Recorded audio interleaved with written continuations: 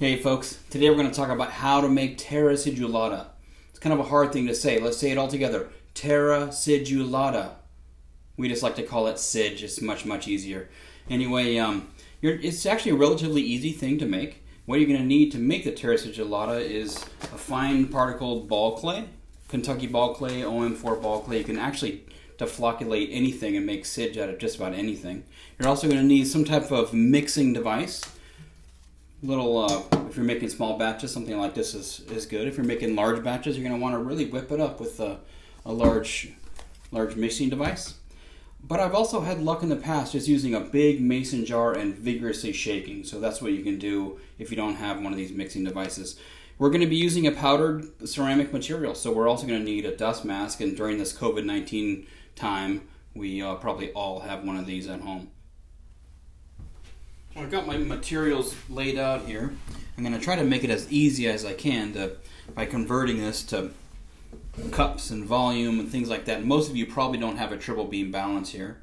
What I really want you to do is have 1 pound of dry ball clay, powdered ball clay, and 48 ounces of water for starters. This is probably pretty easy to get the water measured out.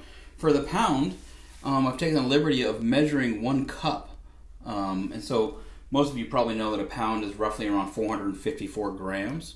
And so with this triple beam balance, I went ahead and measured 1 cup, and everyone probably has a measuring cup at home. So 1 cup of ball clay, dry ball clay, is roughly 143 grams. And so if we do 3.17 cups, will be roughly around a pound. You don't have to be exact. I mean, you can just kind of do twice as much water as ball clay by volume and get something that works pretty well. Okay, so dust mask on in the situation or be in a well ventilated area. I'm going to go ahead and add my water to clay. I can add clay to water. It doesn't really matter. It seems like if you go water to clay, it's less dusty.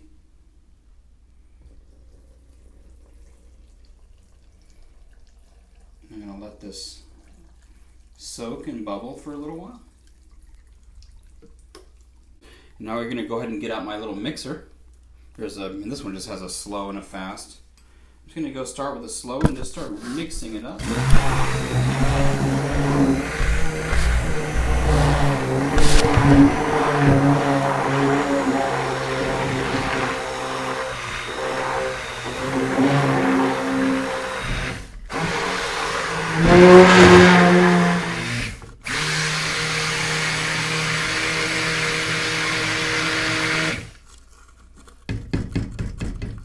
Okay, it looks pretty good.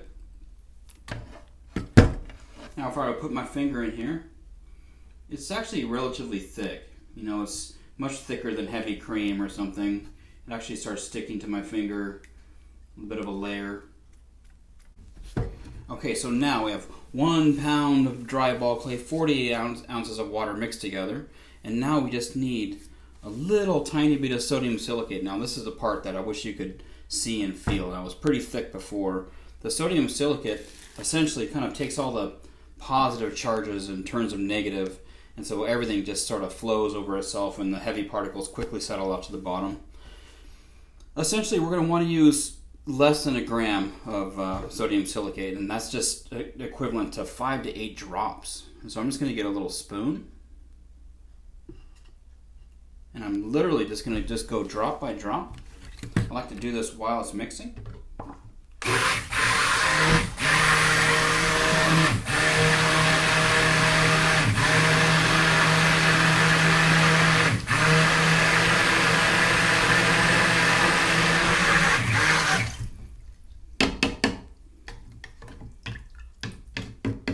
With maybe a third of this teaspoon.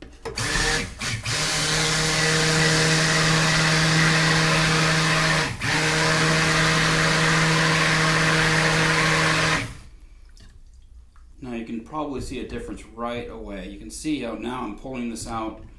It's almost falling right off the plastic. I can put my finger in there. You can see it's not sticking to the outside whatsoever. Now we know that it's been deflocculated. You can also take your finger, it's really hard to see maybe,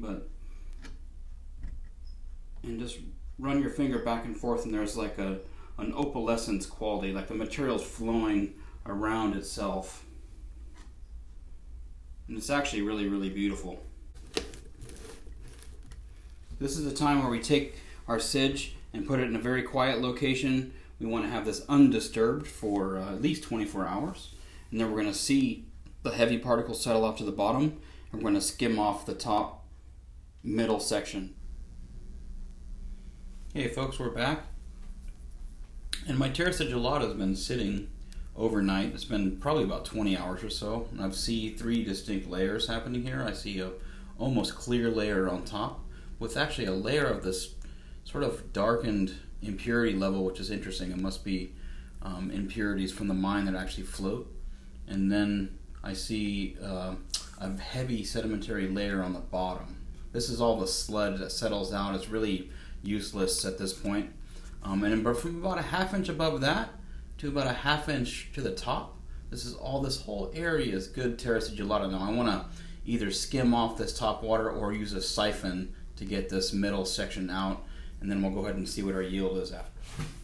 So in the past, many times I've taken a small Dixie cup and carefully sort of decanted off the top layer. There's a little bit of impurities in there, and it's mostly water, so we really just want this middle section. You can also use a siphon. I've measured with this piece of red tape from the top of the bucket to really where I wanted this. It's probably about a ½ inch above that sludge line. So I'm going to go ahead and just suck on this tube a little bit to try to get a vacuum going.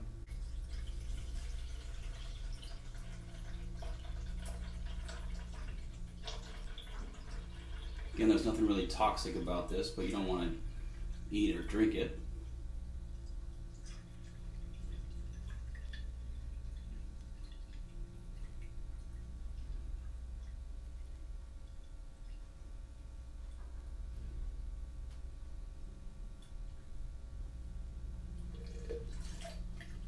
Okay, again, I don't want to suck up that stuff on the base.